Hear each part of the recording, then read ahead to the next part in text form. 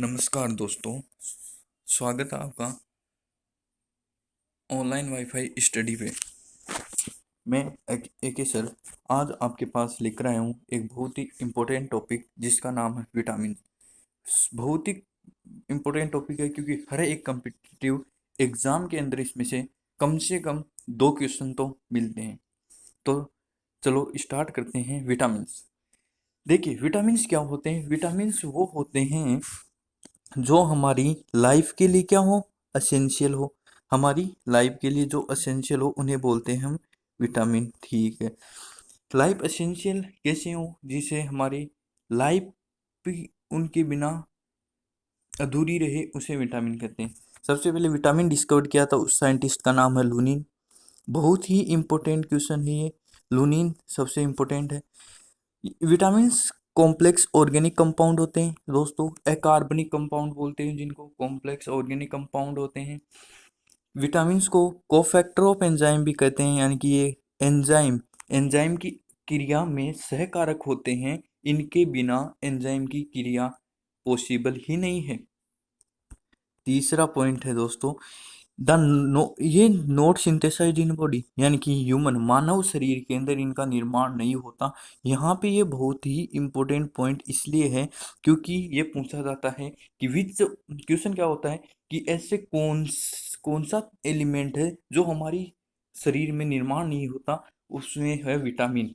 तो फिर ये कहाँ से आता है, तो ये होता है taken with diet.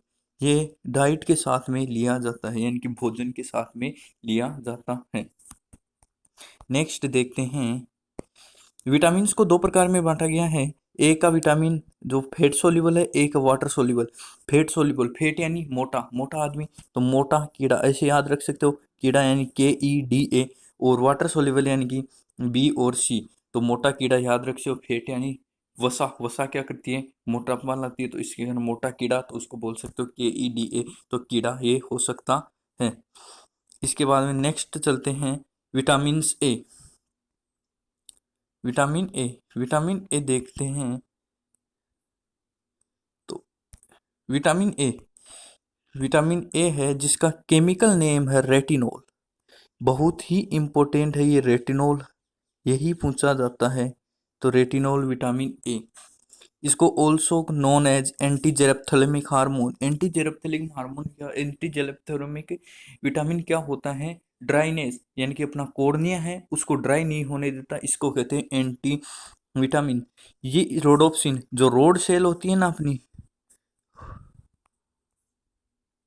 Road sale, कौन सेल, रोड सेल दो होती हैं इसमें। रोड सेल जो नाइट में विजिबल के लिए काम में थे, और कौन सेल जो दिन में विजिबल में काम में आती है।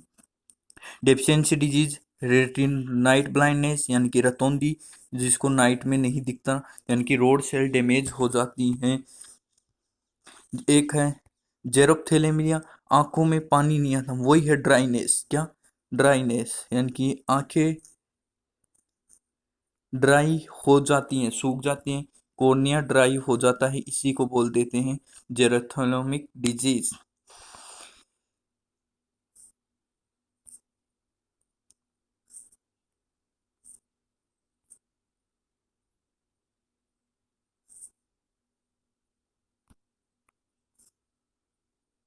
नेक्स्ट है विटामिन के। केमिकल में फाइलोक्विनोन है।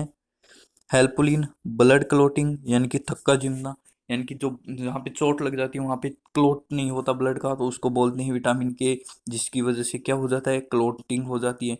फिर आता है विटामिन ई। विटामिन ई को बोलते हो tocopherol, chemical name tocopherol. It is also known as beauty vitamin. बहुत ही इंपॉर्टेंट है ब्यूटी विटामिन। क्या होता है, ब्यूटी विटामिन बहुत ही इंपॉर्टेंट है। नेक्स्ट है, इसको बोलते हैं एंटी स्टरलिटी हार्मोन, यानी कि नपुंसकता, यानी कि ये नपुंसकता नहीं करता, यानी कि बांझपन नहीं करता। क्या नहीं करता, बांझपन, बांझपन को नहीं करता, यानी बांझपन नहीं करता, तो इसके कारण कहते हैं। फिर नेक्स्ट आता है हेल्पफुल इन स्पर्म फॉर्मेशन, यानी कि शुक्राणु बनाने में काम में आता है ये। और इसकी जो डेफिशिएंसी के कारण जो डिजीज होती है वो होती है स्टेरिलिटी, यानी कि बांझपन हो जाता है। तो इसके बाद में अगला विटामिन आता है, लास्ट है जो vitamin D. Vitamin D. Vitamin D का नाम है कैल्सीफेरॉल। इसको सनशाइन बोलते हैं क्योंकि ये किससे प्राप्त होता है, सन से, तो इसको सनशाइन विटामिन भी बोलते हैं। फिर बात करते हैं रिकेट्स। रिकेट्स जो चाइल्ड्स में होते हैं, यानी कि जो बच्चा होता है छोटा, वो जो ठीक से खड़ा नहीं हो पाता या चल नहीं पाता, उसको बोलते हैं रिकेट्स। एक होता है ओस्टेमियोमेलेसिया, यानी कि इन एडल्ट, यानी कि हड्डियों का कमजोर हो जाना, हड्डियां वीक हो जाती हैं। हेयर फॉल में भी ये हेल्पफुल होता है। यहाँ पे एक और आता है वर्ड कि सर ओस्टियोपोरोसिस क्या होता है, तो ओस्टियोपोरोसिस विटामिन की कमी से नहीं होता, ये ओस्टियोपोरोसिस हार्मोन की कमी से होता है, हार्मोन की कमी से होता है। इन ओल्ड एज के अंदर हार्मोन की कमी से जो होता है वो ओस्टियोपोरोसिस होता है। विटामिन की कमी से जो होता है वो ओस्टियोमियोलेशिया होता है। नेक्स्ट है vitamin C. Vitamin C next क्या है, विटामिन सी, इसको बोलते हैं एस्कॉर्बिक एसिड। एस्कॉर्बिक एसिड बोलते हैं इसको।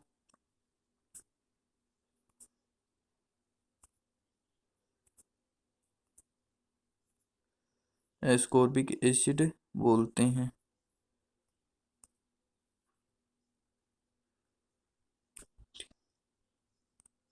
एस्कॉर्बिक एसिड बोलते हैं इसको। इट इज फर्स्ट नोन, ये फर्स्ट टाइम नोन जो विटामिन है, इस ये पहली बार जाना गया था वो विटामिन है ये। फाउंड इन सिट्रस फ्रूट, यानी कि खट्टे फ्रूट होते हैं, लेमन हो गया, ऑरेंज हो गया, इनमें पाया जाता है। हेल्पफुल इन कोलेजन फाइबर्स, जो हमारे कोलेजन फाइबर्स होते हैं मसल्स के अंदर, उन जो मांसपेशियां होती हैं उनके अंदर कोलेजन फाइबर से दो जो इरेक्टिबिलिटी और कॉन्ट्रेक्टिविटी में काम में आते हैं, यानी कि हम हमारी वो इरेक्टिबिलिटी और कॉन्ट्रैक्टिविटी में काम आते हैं, उनको बोलते हैं कोलेजन फाइबर्स। और डिजीज जो खिलाती है वो स्कर्वी, स्कर्वी डिजीज खिलाती है। यहीं पे इसी विटामिन सी को मैं लेकर चलता हूँ यहाँ पे। विटामिन सी, विटामिन सी,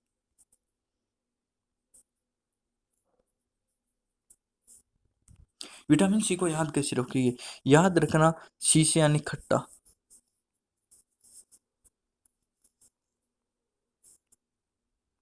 खट्टाई से याद रखो कैसे। सी फोर एस्कॉर्बिक एसिड, सी फोर साइट्रिक फ्रूट, सी फोर ई स्कर्वी डिजीज। ये राजस्थान पुलिस का एग्जाम क्वेश्चन था कि विटामिन सी से कौन सा रोग होता है, तो इसमें यह क्वेश्चन था राजस्थान पुलिस का कि स्कर्वी डिजीज होता है, तो सी से याद रखिए। और फर्स्ट विटामिन नोन भी यही होता है, और सी से ही सेल्यूलर डिजीज होती है।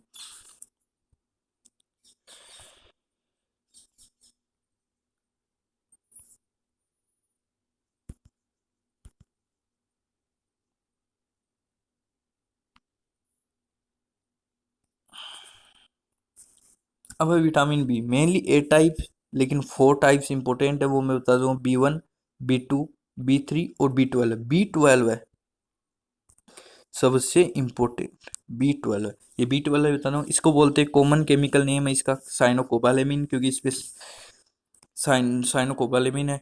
इसके जब डेफिशिएंसी के कारण जो रोग होता है परनीशियस एनीमिया। एनीमिया क्या होता है, आरबीसी का फॉर्मेशन नहीं होता, आरबीसी का फॉर्मेशन नहीं होता तो इसको बोलते हैं एनीमिया। तो डेफिशिएंसी ऑफ विटामिन B12 है। B1 को बोलते हो थायमीन डिजीज होती है, बेरी बेरी, बेरी बेरी। और बेरी बेरी से क्या होता है, सेंसेशन लॉस। सेंसेशन लॉस मतलब आप आपकी हड्डियां वो वीक होने लगती हैं, आपको ऐसे पैरालिसिस होने लगता है, आपको ऐसा महसूस होता है कि हमारा शरीर वीक होते जा रहा है, तो उसको बोलते हैं सेंसेशनल। राइबोफ्लाविन B12 होता है स्किन में ब्लड फ्लो, हेयर लॉस का वे भी है। विटामिन डी भी था, विटामिन ए भी होता है हेयर लॉस का, और विटामिन B2 भी होता है, मेनली B2 होता है। वही आता था विटामिन B3। विटामिन B3 को बोलते हो नियासिन फ्लेजिरा। ये एक रोग होता है जिसके अंदर पेट में सूजन आ जाती है, स्वेलिंग इन गैस्टर, पेट में सूजन, पेट में सूजन के कारण डायरिया हो सकता है। इनडाइजेशन, यानी कि पाचन नहीं होता ठीक से, पाचन में प्रॉब्लम होती है, इनडाइजेशन हो जाता है, डायरिया हो जाता है, या फिर गैस्ट्रिक गैस्ट्रिक अल्सर्स भी इसके कारण हो सकते हैं, तो इसको बोलते हो ये। जो एक्स्ट्रा पॉइंट थे ये थे जो कि काम के नहीं हैं, फिर भी एक बार देख लो केमिकल नेम। B5 होता है पैंथेनिक एसिड, B6 होता है पाइरिडिनोन और B9 होता है फोलिक एसिड। B9 का जरूर पूछ सकते हैं, बल्कि ये कम है वैसे भी, ये नहीं पूछते। तो B9 एक इम्पोर्टेंट बनता है यहाँ पे, B9 यहाँ पे इम्पोर्टेंट बनता है। फिर नेक्स्ट है, अब देखो यहाँ पे मैंने बोला था आपको हेयर फॉल, क्या हेयर फॉल बोला था, तो देखो hair fall, hair fall, hair fall के लिए जो इम्पोर्टेंट विटामिन है वो देखो AB है, BB है, C और D, चारों विटामिन हैं। लेकिन जो मोस्ट इम्पोर्टेंट विटामिन है वो है बी में भी कौन सा, B2। तो ये विटामिन है B2 विटामिन है, बहुत ही इम्पोर्टेंट विटामिन है। तो ये आपका विटामिन का चैप्टर हो गया।